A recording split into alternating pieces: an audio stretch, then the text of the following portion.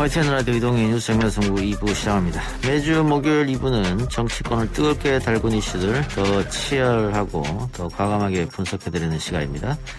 쇼미더 정치 조상호 전 더불어민주당 상근 부대변인, 국민의힘 이준석 전 최고 나와 있습니다. 어서 오십시오. 안녕하세요. 네, 안녕하세요. 오늘 각 시사방송 종편과 우리 YTN TV도 하루 종일 신현수 얘기를 하던데, 신현수 민정수석 이야기가 제일 핫한 것 같네요. 신현수 민정수석이 사의를 표명했다 사실 알려진 정치권이 뜨겁습니다. 근데 각종 보도를 보면 이렇게 됐다 사실이다는 없어요. 다 추측성이죠. 왜 사표를 냈을까? 무엇 때문에 사표를 냈을 것이다. 아니다, 반대다. 이렇게 다 추측성으로, 평론가들도 나와서 다 추측성으로 얘기하는데 좀 답답한 면이 없지 않아 있습니다. 일단 조상호 변호사는 이번에 이 건은 어떻게 보았습니까? 뭐 인사 패싱이다 아니다 말이 많던데. 예, 일단은 그 청와대가 아주 이례적으로 인사와 관련해 가지고 청와대 고위 관계자들이 이제 기자들과 티타임을 하면서 이른바 백브리핑이라고 하죠. 그걸 가졌어요. 그래가지고 그 부분에 대해서 지금 박범계 장관과 그다음에 신현수 수석 사이에 인사와 관련한 이견이 있었고, 그 이견이 이게 노출되는 과정에서 신현수 수석이 사의를 두 차례에 걸쳐 표한 것으로 안다, 이렇게 정리를 해줬고요. 근데 그 내부에서의 그 민정수석실 내부에서는 전혀 갈등이 없다. 왜냐하면 그 민정수석실 내부에 이광철 민정비서관과 신현수 수석 사이에 무슨 갈등이 있는 것처럼 언론 보도들이 막 나오곤 했는데, 실제로 그게 좀 저도 좀 갸우뚱하게 되는 게, 지금 그 논지는 기본적으로 이광철 민정비서관이 과거 조국 전 장관과 굉장히 가까웠기 때문에 이번 검찰 인사와 관련해서 깊게 개입했을 것이고, 그래서 결국에는 윤 총장의 어떤 의견을 묵살하는 데 큰 역할을 했을 것이다라는 거의 전제에서 출발하거든요. 근데 사실은 조국 전 장관과도 가깝지만 이광철 민정비서관은 신현수 수석하고도 굉장히 가깝습니다. 그리고 캠프에서 오랫동안 상하급자로서 지금과 같은 위치와 관계에서 서로 이렇게 일을 맞춰와봤기 때문에 이 신현수 수석 처음에 인사가 났을 때도 둘 사이의 어떤 협업이라든가 이런 부분에 있어서는 굉장히 호흡이 잘 맞는다. 그렇게 스스로 얘기를 밝혔기도 했거든요. 그렇기 때문에 그런 부분은 이번에 청와대 고위 관계자가 말하는 것처럼 사실이 아닌 게 맞는 것 같습니다. 근데 단지 지금 박범계 장관과 신현수 수석 사이에서 이번에 검사장 인사건과 관련해서 좀 이견이 있었던 거는 또한 맞는 것 같습니다. 자, 그러면 우리 조상호 대변인은 어떻게 봐요? 박범계 장관이 신현수 수석을 패싱하고 대통령한테 알렸기 때문에 이게 문제가 된 건지, 아니면 신현수 수석을 사실 임명할 때는 청와대가 이제는 검찰 쪽과 조금 각을 세우지 말자. 그래서 검찰총장하고도 친분이 깊은 신현수 수석을 임명해서 좀 조율을 하라 그랬는데, 검찰총장이 이거에 반기를 들었다 그럴까요? 그러다 보니까 신현수가 할 일이 없어졌다. 그게 반대로 이런 얘기도 있단 말이죠. 어느 쪽이 맞다고 봐요? 제가 지금 청와대 고위 관계자 말로 지금 이렇게 나오는 자료, 이렇게 어떤 언론들 보도나 아니면 또 고위 관계자의 발언들, 구체적인 워딩들을 보면 신현수 수석과 박범계 장관 사이에 갈등이 있었던 것 같습니다. 저도. 그러니까 왜냐면 그 부분 관련해서 인사 패싱을 왜냐면 비서라는 자리는 본인의 의지를 관철하는 자리가 아닙니다. 왜냐면 뭔가 이렇게 조율을 하고 조언을 해드리는 자리인데, 자기 조언이 안 먹혔다고 해서 이거 사표를 그럴 뿐이 아니거든요. 근데 이제 아마도 어떤 과정에서, 절차에서 자신이 완전히 배제됐다라는 서운함이 아마 이번에 사의로 반영된 게 아닌가, 그렇게 생각합니다. 이책은 어떻게 보고 계십니까? 저는요, 이분이 어쨌든 검찰 생활도 오래 하셨고, 그리고 국정원 기조실장까지 이제 하시면서 사실 공직 생활 오래 하신 분이기 때문에 참모의 역할에 대해서 모르진 않을 것이다, 이렇게 보고, 보통 우리가 이제 계선상에 있는 결정권자 같은 경우에는 상급자가 자신의 말을 듣지 않는다 하더라도 본인이 할 일이 있습니다. 그런데 이 대통령 수석비서관 같은 경우에는 대통령이 본인의 뜻을 청취하지 않는, 듣지 않는 순간 할 일이 없어져 버립니다. 왜냐하면 비서하고 보좌하는 조직이기 때문에.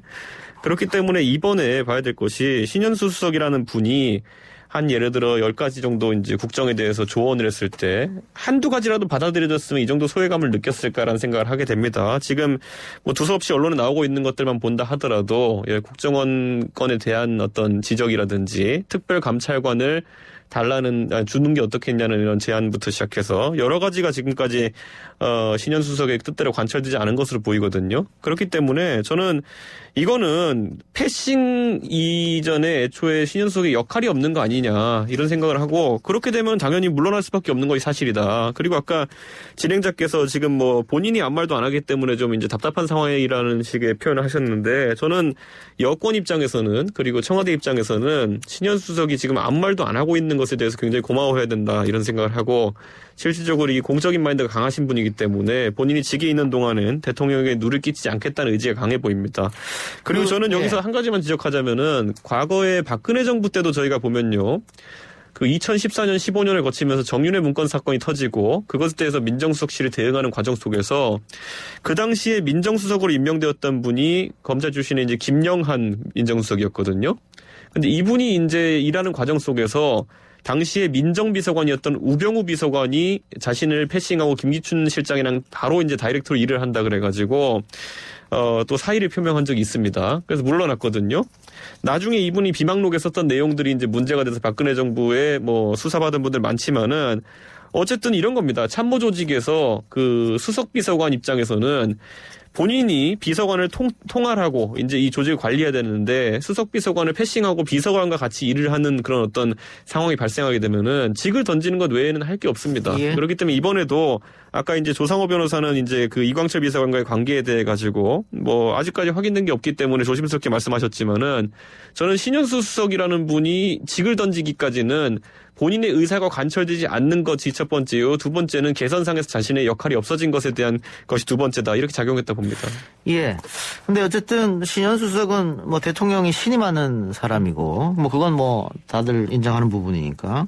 그래서 다시 민정수석을 불렀는데 임명된 지 40일 만에 사의를 표명했다. 그래서 신 수석이 신중치 못했다는 지적도 분명히 있습니다.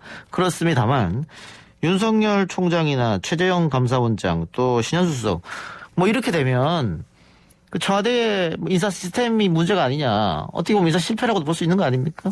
예, 근데 사실은 아까도 말씀드렸듯이 그 수석이라는 자리가 비서관이기 때문에 결과적으로 그 자기의 의견을 관철하는 자리가 아니고 조언을 드리는 자리입니다. 근데 그럼에도 불구하고 이렇게 어떻게 보면 소동이 이렇게 벌어지게 된 이유는 아마도 그 신수석 본인도 이번에 그 인사안과 관련해서 검찰에서 이렇게 내재되고 있는 그런 불만을 알고 있을 겁니다. 그래서 내가 이 정도로 검찰의 의견들에 대해서 충분히 그 청와대에서 얘기를 하고 발언을 하고 있다. 이런 걸 좀 다독이는 차원에서도 좀 의미가 있지 않았을까. 그런 생각을 또 약간 해보게 되거든요. 그래서 그런 부분들, 물론 이제 비서가 이렇게 사의 표명과 관련된 부분들이 언론에 보도가 될 정도로 사전에 그렇게 그런 부분은 좀 신중치 못했다는 지적도 물론 뭐 일각에서 나오고 있고 저도 일정 부분 동의하지만 뭐 이런 부분 관련해서 또 그 검찰에서 앞으로 이제 다가올 인사와 관련해서는 충분하게 검찰과 협의를 해서 더 이상 검찰과의 갈등을 누정시키지 않겠다라는 것들을 이번 메시지로 좀 청와대에서도 보여준 게 아닌가 그런 생각도 좀 하게 됩니다. 아니 근데 이게 어떻게 인사 실패입니까? 이분들 같은 경우는 정상적인 행동을 하고 있는 거고 사실 지금 최재형 감사원장도 그렇고 윤석열 총장도 그렇고 뭐 신현수 수석은 아까 제가 말했던 것처럼 대통령에 대해 가지고 굉장히 예의를 지키고 있고 아직까지 이 상황이 어떻게 전개될지 모르겠습니다만 표현을 보류하겠습니다만은 지금 시점에서 결국 민주당은 결국 정권에 반대된다고 생각하는 인사들, 아니 정권에 대해 가지고 지적을 한 인사들에 대해서는 가차없이 타격을 가해왔었거든요. 윤석열, 최재형 이런 분들. 그리고 반대로 정권 입장에서 본인들 눈치를 보는 사람에게는 굉장히 다정하게, 다감하게 대합니다. 예를 들어 김명수 대법원장 같은 분이요. 그렇기 때문에 정권 잡으면 다 그렇게 하는 거 아닙니까? 뭐 그러니까 그게 아주 참 그 생리에 맞게 가고 있는 것 같아가지고 저는. 지금 문재인 정부가 지난 정권과의 차별화를 하겠다고 해서 초반에 집권을 했었는데 이제 집권 5년 차가 되어 보니까 뭐 다른 건 없네 이런 생각이 듭니다. 예. 제가 이채관한테 좀 물어볼게. 지금 주호영 원내대표는 대통령 최측근 핵심의 반란이다 이렇게 얘기하고 있고 김종인 비대위원 좀 다른 얘기했어요. 청와대 인사는 대통령이 알아서 하는 거니까 이러쿵저러쿵 논평할 성격이 아니다 이렇게 얘기했는데 네. 우리 언론은 어제 밤부터 해서 오늘 계속해서 이 얘기를 다뤘거든요. 뭐 레임덕까지 이야기했었는데 저는 이게 이렇게 우리 언론에서 하루 종일 다룰 사안인가 좀 갸우뚱해서 어떻게 보세요? 자, 두 분의 말씀을 조합하면 어쨌든 수석비서관이라는 거는 말했던 건 참모입니다. 그리고 뭐 결정하는 뭐 자리에 있는 것이 아니기 때문에 대통령의 의중에 따라 가지고 언제든지 교체될 수 있고 유임될 수도 있는 그런 자리입니다. 그래서 김종인 위원장은 그런 부분에 대해서 대해서 국회가 딱히 너무 많이 개입할 것은 아니다 이렇게 얘기하는 네. 것이고 주호영 원내대표 같은 경우에는 결국에는 이게 뭐 검찰 개혁이라는 것에 대해 가지고 지금 거의 정권에서 도그마처럼 밀고 나가고 있는데 대통령과 상당히 철학을 공유하는 것으로 처음에 소개되었던 인사가 여기에 반기를 든 것이 아니냐 이 점에 주안해서 보고 있는 것이고 저는 여기에 덧붙여가지고 보고 싶은 게 있다면은 결국에는 인사 문제에 있어가지고 대통령께서 작년 말에 이제 추윤 갈등을 일단락 지으셨거든요. 근데 이번에 이 갈등으로 인해 가지고 그 후속 조치가 좀 미흡해 보이는 것이 아쉬운 지점이다 이렇게 하겠습니다. 예, 알겠습니다. 어쨌든 뭐 이 부분에 대해서는 아직 정확하게 뭘 밝혀진 게 없기 때문에 조금 더 두고 보면서 우리가 이야기를 해야 될 것 같고요. 이게 중요한 이야기가 또 하나 있는데 수사 기소를 완전 분리하는 중대범죄수사청 이게 6월 달 처리 목표로 아마 민주당이 삼은 것 같습니다. 국민의힘 쪽에서는 당연히 반대하시겠죠? 그러니까 결국에는 민주당의 의도라는 거는 윤석열 검찰총장을 마지막으로 검찰총장이라는 직 자체를 두지 않겠다라는 것을 보이거든요. 그리고 그것을 뭐 기소청, 공소청으로 이름을 바꾸든지 어떤 식으로든지 검찰을 격화시키겠다는 의도가 강한 것 같은데 글쎄요. 저는 이게 또 대한민국 사회의 큰 변혁인데 지난번에 패스트트랙처럼 그보다 더 전격적으로 이번에 의석수가 된다고 해가지고 어떤 사회적 합의 없이 진행한다는 것 자체가 의아하고 지난번에 이런 아이디어에 대해 가지고 뭐 조국 장관도 본인의 SNS에 찬성한다는 의지를 이제 좀 밝힌 것 같은데 저는 한번 묻고 싶어요. 이게 수사라는 것이 그 대상이나 아니면 범죄 유형에 따라 가지고 굉장히 좀 이쪽으로 가야 될지 저쪽으로 가야 될지 구분하기 어려울 수 있거든요. 예를 들어 공수처는 고위공직자에 대한 특정한 범죄들을 다루는 것이고 경찰이 일반적인 수사를 하는 것이고 예. 이 중대범죄는 원래 조국 장관의 아이디어대로라면 검찰에 놔뒀어야 되는 걸 들고 나온 거거든요. 그럼 이렇게 저 같은 사람도 약간 이해가 안 되는데 이럴 때는 저는 한번 연습 문제를 풀었으면 좋겠거든요. 조국 장관 일가를 2년 전에 수사할 때 보면은 가족에 대해 가지고 고위공직자의 가족에 대해 가지고 굉장히 많은 비위가 발견되었고 그 혐의도 여러 가지입니다. 그렇다면은 과연 조국 장관 건 같은 경우에는 아까 말한 이제 앞으로 정착되는 3개의 수사 조직 중에 어디서 맡아서 해야 되느냐, 그걸 다 나눠 가지고 해야 되느냐, 아니면 한 군데서 맡아서 할 수 있겠느냐. 왜냐하면 이런 것들은 수사 효율성이라든지 이런 것에 굉장히 영향을 미치거든요. 그러니까 저는 조국 장관이 뭐 듣고 계시다면 한번 여쭤보고 싶어요. 본인과 가족의 건 같은 경우에는 이 열거된 조직들 중에서 어디서 수사하는 것이 옳은지 저는 이 연습 문제 제 능력을 풀 자신이 없습니다. 예. 그러면 이 책은 어때요? 기소 수사 분리에 원천적으로 반대합니까? 아니면 찬성하는데 시기상조라고 보는 겁니까? 저는 이거야말로 저 같은 비전문가가 아니라 법학자들이 치열하게 토론해야 되는 것이고 그 전문 법학자 중에 하나인 조국 전 장관 같은 경우에는 본인이 직이 있을 때 민정수석 자리에 있을 때 검찰이 6개 중대범죄에 대해 가지고는 수사권을 유지해야 된다는 취지로 말했어요. 그런데 2년 만에 뭐가 그렇게 그 법 철학적으로 바뀐 게 있는지 그래서 일부가 지적했던 것처럼 저희 당의 김웅 의원이 지적했던 것처럼 2년 전에 조국 장관이 그런 아이디어를 냈을 때와 지금 사이에 달라진 것은 조국 장관 일가가 수사받은 것밖에 없다. 이런 오해를 사지 않기 위해서라도 저는 조국 전 장관 의견을 물은 게 아니고 이 최고의 의견을 물은 거예요. 저는 제가 알고 있는 다른 법 전문가인 김웅 의원 같은 경우는 반대하고 있기 때문에 그분의 논리를 많이 들었거든요. 그런데 예를 들어 그분의 논리 같은 그분은 경우 검찰 출신이니까 수사 기소 분리 반대. 그런데 기본적으로 아까 제가 말했던 것 결국 조국 장관 사건 같은 걸 본다 하더라도 업무 분장이 쉽지가 않습니다. 이게 왜냐면은 고위공직자에 대한 건인데 표창장이라든지 이런 것들. 제가 지금 묻는 거는 고위공직자 중대수사범죄처럼 묻는 게 아니고 기소 수사 분리를 묻는 거예요. 저는 그 분리에 대해서도 원천 자체를 묻는 거예요. 기본적으로 우리 국민들이 바라는 것은 범죄자가 처벌받는 걸 바라는 것이거든요. 그런데 이거 같은 경우 우리나라에 시도되지 않았기 때문에 초기에 굉장히 많은 범죄자들이 이 망을 빠져나갈 가능성이 있다. 그래서 저는 이게 되게 근본적으로 반대를 합니다. 그러니까 근본적으로 제가 아까 말씀드린 건 근본적으로 반대하는지 근본적으로 찬성하는데 시기상조니까 뭔가 좀 보완해서 하자는 건 이걸 여쭤본 거예요. 저는 이게 반대할 수밖에 없는 게 이번 정권에서 이렇게 추진하게 되면은 한창 이제 정권 말기에 여러 비리 사안이 나오고 있는 상황들 속에서 결국 자기 식구 지키기라는 오해를 받을 수밖에 없고 그런 오명을 안고 출발하게 되면은 저는 결론적으로도 실패할 수밖에 없다 이렇게 봅니다. 자. 조 대변인은 법률가니까 예. 수사 기소 분리에 대해서 또 중대 범죄 수사처에 대해서 말씀해 주세요. 저는 방금 전에 이채고가 한 말 속에 답이 있다고 생각합니다. 왜냐하면 전문가들이 이거는 결정하는 게 맞는데 전문가들 사이에서는 이미 결정이 난 사안이에요. 애초에 이게 1953년에 형사소송법이 제정되고 지금 70년 동안 이 제도가 유지되고 있는데 최초 검찰총장이었던 초대 검찰총장 견순열 총장도 이게 굉장히 기형적이고 잘못됐다. 왜냐하면 검사가 소송에서의 당사자인데 당사자 중 한 명이 다시 또 수사의 그러니까 그 수사 주체가 되게 되면 결과적으로 증인 적격과 관련해서 혼란이 있을 수 있기 때문에 나중에 이건 개선돼야 되는 게 맞다. 근데 지금은 친일 경찰 그런 문제들이 있으니 일단은 그런 문제들에 대한 효과적인 통제를 위해서 초창기에는 어떤 과도기적으로 검찰이 수사권을 행사하더라도 궁극적으로는 예. 기소와 수사가 분리되는 게 당연하다는 식으로 얘기를 했었어요. 예. 그래가지고 지금까지 70년이 오는 동안에 계속해서 그 검찰에서도 심지어 이게 뭐 저희 바람직하다라고 얘기한 적이 없습니다. 단지 아까 앵커가 말씀하신 것처럼 시기상조 아니냐, 아니면 또 경찰이 여전히 그 폭력적인 수사, 그다음에 잘못된 수사 관행들이 있기 때문에 경찰 파쇼를 우려를 해서 아직까지는 이 수사 기소권을 명백하게 분리해서 수사권 전체를 경찰에 주는 거는 좀 성급하다. 이 정도 논리였지 그 자체를 반대한 논리를 여지껏 제시하는 경우도 거의 없었습니다. 자, 그런데 여기서 이제 저는 이런 게 있어요. 예를 들어 이번에 또 이게 이해가 안 가면은 청취자분들이 연습 문제를 풀어보시면 되는 게, 자, 이용구 차관 같은 사람이 택시기사를 폭행했어요. 그런데 이거 경찰에 수사하면 어떻게 했습니까? 뭐 블랙박스도 제대로 안 보고 종결시키지 않았습니까?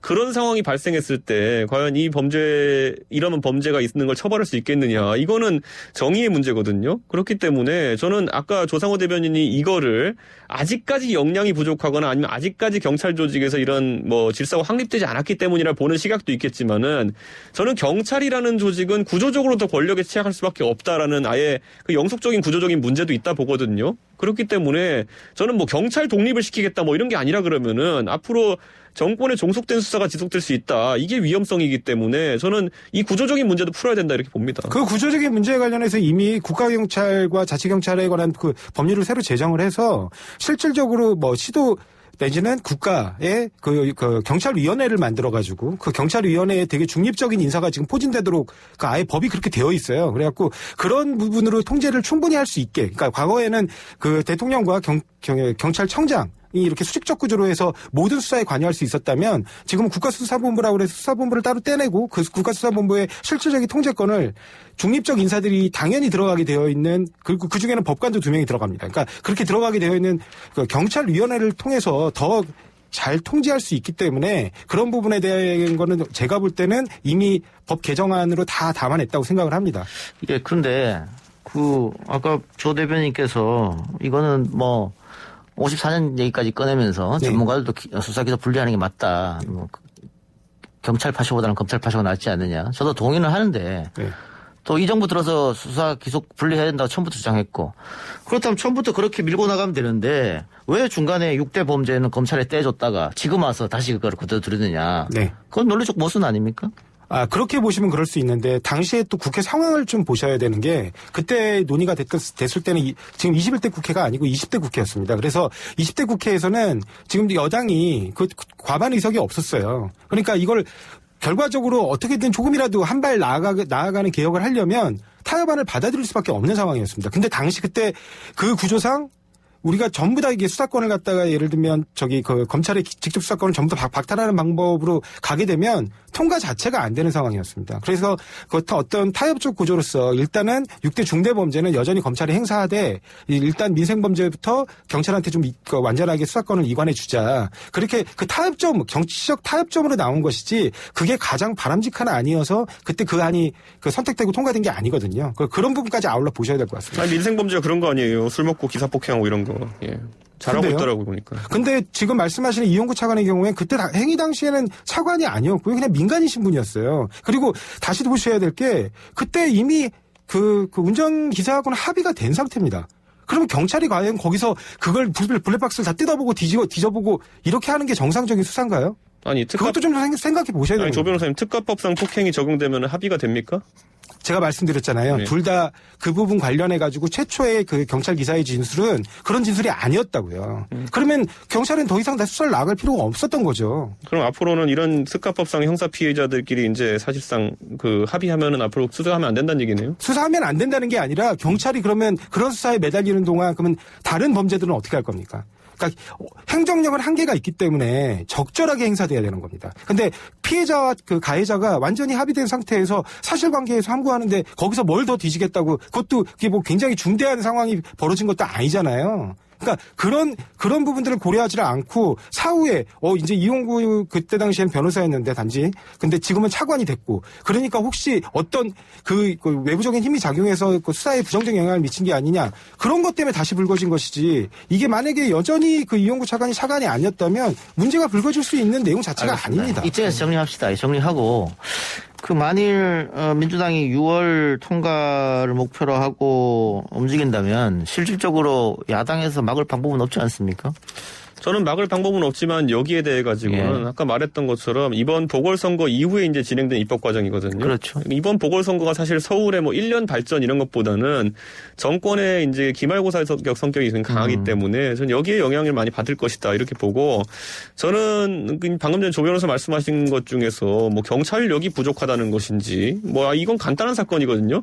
블랙박스를 봤으면 아는 거고요. 안 봤으면 모르는 겁니다. 그런데 안 봤으니까 문제되는 거거든요. 그런데 이 정도 수사력도 지금 뭐 다른 얼마나 중대한 수사를 하기 때문에 못하는지 모르겠지만은 그렇다면은 앞으로 어떻게 더 중대한 6대 범죄 이런 걸 수사하겠습니까? 저는 참 이해가 가지 않습니다. 알겠습니다. 자, 이명박 정부 국가정보원의 국회의원 대상 불법 사찰, 뭐 국회의원뿐만이 아니고 지자체장, 당시 여당 의원들도 포함되어 있더라고요. 그러니까 MB 정부 시절의 여당 의원이죠. 거기다가 뭐 미행 도청까지 했던데 이게 선거에 미치는 영향이 어떻겠느냐. 국민의힘에서는 선거 앞둔 정치 공작이다 당연히 이러고 있고 여당에서는 선거와 상관없이 진실을 밝혀야 한다 이런 입장인데 그 선거 전에 이런 거 보러 왔을 때 또 역풍이 분 적이 있었습니다. 또 지역이 뭉치는 효과가 있는 경우도 생겼거든요. 조상훈은 어떻게 보고 있습니까? 또 어떻게 풀어야 될 것 같습니까? 이게 사실은 뭐 이게 지금 정부 여당의 선거 공작이다, 뭐 아니면 뭐 국정원의 선거 공작이다 이렇게 말씀하시는데 이거는 애초에 출발이 정부 여당에서 한 게 아닙니다. 옛날에 그 시민단체가 2017년도에 소송을 제기를 했고요. 그래서 내 나라 내 파일이라는 어떤 시민단체가 국정원의 사찰 기록과 관련된 부분을 공개하라는 소송을 해서 대법원에서 최종 승소 판결이 작년 11월에 나왔습니다. 그에 따른 후속 조치로서 그 국정원이 그 판결을 무시할 수가 없기 때문에 공개가 이루어진 것이고요. 그 공개가 이루어진 과정에서 이런 사실들이 드러났습니다. 그래서 지금 현재 공개된 자료로만 보면 박형준 후보가 무슨 이 불법적인 일에 개입했다라는 명백한 증거라든가 이런 부분은 나온 게 없거든요. 근데 이제 그래서 특별히 제가 볼 때는 이게 뭐 어떤 선거에 영향을 미칠 가능성은 저도 뭐 그다지 높지 않다고 생각을 합니다. 근데 다만 지금 그때 공개된 자료 중에 일부의 단초에 당시 그때 박형준 홍보기획관이었었는데 그때 홍보기획관이 일련의 어떤 불법 사찰과 관련된 보고를 받은 거 아니냐라는 걸 확인할 수 있는 단서들이 좀 나오는 것 같아요. 그래서 그 부분 관련해가지고 환경운동연합 등 5개 시민단체에서 다시 또 정보공개 청구를 했고 근데 그 부분에 대해서 만약에 국정원 의지를 가지고 소송 전에 자료를 공개했는데 그 공개된 자료에 굉장히 불법이 농후하고 굉장히 심각한 불법들이 드러나는 사정들이 있고 그 부분에 또 박형준 후보가 관여한 증거가 나온다고 하면 그때는 문제가 좀 커질 수는 있겠죠. 선거 때 가장 비열한 공작이 뭐냐면요. 선거 끝날 때까지 규명되지 않는 사안을 가지고 들고 나오는 겁니다. 지금 선거 50일 나왔는데 이게 규명되겠습니까? 그렇기 때문에 하필이면 이 시기에 이게 들고 나왔냐. 아까 뭐 시민단체 얘기하셨지만은 사실 뭐 이 부분에 대해 가지고 제기를 일찍 하려고 할 수 있었거든요. 다른 수단으로도. 근데 저는 지금 이렇게 해가지고 50일 내에 규명되지도 않을 사안을 들고 나오고 또 그 민주당 의원들이 뭐 계속 박형준 후보의 연루설 얘기하고 있거든요. 이건 선거와 관련된 것이라고밖에 볼 수 없죠. 예. 아니 이 내용에서 박형준이란 개연성이 어디 있습니까? 그냥 그럴 것이다. 받았을 거 아니냐. 아님을 입증해라 이런 거 아닙니까? 네가 어제 술을 먹지 않았으면 증명해라. 이거 얼마나 하기 힘든 건지 아십니까? 저 불법 사찰과 관련된 자료들 중에 박형준 홍보기획관이 당시 보고라인으로 표시된 문서들이 나왔습니다. 예. 그러니까 그 부분에 대한 해명을 요구하는 거죠. 그래요. 근데 뭐 이것도 역시 각 언론사마다 다르게 쓰던데 한겨레 사설에서는 정쟁의 수단이 돼서는 안 된다. 국정원 불법 사찰 규명 그렇게 썼고 동아일보 사설에서는 선거 개입 의심 피하려면 보선 이후에 하라. 뭐 이렇게. 이거 어차피 50일 내 규명도 안 돼요, 이거. 예. 하여튼 뭐 이게 진보 보수죠 나와서 언론사와도 각지 다른 이야기를 하고 있는데 이것도 야당에서 강력 반발하고 있습니다만 어떻게 될지는 조금 더 지켜봐야 될 것. 또 여론의 항배가 이 부분에 대해서 어떻게 움직일지 주목이 좀 되고 있는 그런 상황입니다. 특별법 얘기도 나오고 합니다만. 마찬가지 이준석 최고가 얘기한 대로 특별법 하면은 뭐 선거 전에 밝혀지기는 어렵겠죠 사실은. 불법 도청이나 이런 불법 사찰 문제는 국가폭력 일종이기 때문에 어쨌든 간에 뭐 전 정권이든 현 정권에 있으면 안 되는 일이다. 이렇게 마무리를 하고요. 마지막으로 하나만 더 해볼까요? 2분밖에 안 남았는데 그냥 1분씩 드리겠습니다. 네. 4차 재난지원금 여당은 선별로 가닥 잡은 것 같습니다. 추경 통해 3월 말에 지급하도록 하겠다. 야당 입장에서 이거는 결국은 매수 돈으로 표를 살려는 거 아니냐 이런 입장인 것 같은데 야당부터 들어볼까요? 돈이 그렇게 충분하지도 않고요. 돈을 쓰려면 적시적소에 제대로 쓰는 것이 중요하다 이렇게 보고 이낙연 대표께서 뭐 이 기재부와 다툼 속에 하실 말씀이 많은 것 같은데 작년에요. 9월 달에 4차 추경이 통과되었을 때 그때 어떤 게 들어갔냐면 이낙연 대표가 3차 추경? 4차 4차 추경? 작년에 네. 4차 추경이 통과됐을 때 9월 22일인가 그때 이낙연 대표가 관심을 갖고 있다고 알려졌던 2만 원 전 국민 핸드폰 요금 지원 이게 들어갔었거든요. 2만 원을 전 국민에게 핸드폰 요금 뿌릴 게 아니라요. 화이자 백신이 가격이 20불이거든요. 그거 샀으면 지금 아마 좀 더 안정적인 어떤 방역 체계를 구축하지 않았을까 이런 생각을 하는 속에 지금 재난지원금 같은 경우에도 저는 재난지원금과 손실보상이 지금 이제 같이 상보적으로 결합돼서 이제 움직여야 되는데 재난지원금으로 지금까지의 것을 소급지 적용하지 않고 퉁치려고 할 것이 아니라 오히려 주호영 대표가 지적하는 것처럼 손실보상법을 빨리 이제 제정하는 것에 몰두하는 것이 어떻냐 이런 생각을 좀 합니다. 예. 네, 사실은 뭐 지금 말씀하신 거 비판을 위한 비판이라고 봅니다. 왜냐하면 선별지급에 관해서는 이준석 최고도 동의를 하고 있었고 국민의힘에서 원래 또 주장했던 아니에요. 그래서 그 부분 관련해 갖고 여야가 이번만큼은 좀 합치된 의견으로 국민들을 위해서 좀 시원하게 좀 협조해서 진행했으면 좋겠습니다. 예. 5개월 전에 저희 말을 들었어요. 지금 그 중간에 왜 뭐 보편하느니 뭐 이렇게 하다가 지금 와서 다 돌고 싸우고 나서 이러냐고요. 알겠습니다. 문자로 4565님께서 이준석 전 최고위원 한결같이 응원하는 60대 후반 할머니입니다. 방송 출연 너무 많아 건강 잘 챙기세요. 공부 많이 해서 큰 정치인 되십시오. 이런 좋은 덕담 남기셨네요. 60대 후반은 할머니 아닌 거 아닙니까 요즘은? 그렇죠. 좋은 얘기 고맙습니다. 두 분 말씀 오늘 여기서 마무리하겠습니다. 감사합니다. 감사합니다. 네, 감사합니다.